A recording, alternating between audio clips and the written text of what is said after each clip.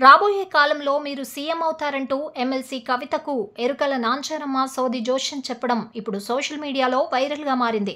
కవిత సోమవారం చారిత్రక రామప్ప ఆలయంలో రామలింగేశ్వర స్వామి వారిని దర్శించుకున్నారు.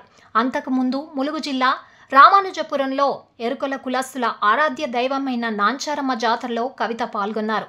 అమ్మవారికి ప్రత్యేక పూజలు నిర్వహించారు. ఈ సందర్భంగా ఎరుకల నాంచారమ్మలు కవిత చేయి చూసి సోది జోష్యం చెప్పారు. భవిష్యత్తులో మీరు సీఎం అవుతారంటూ వారు సోది చెప్పడంతో కవిత మురిసిపోయారు. జై తెలంగాణ అంటూ నినదించారు.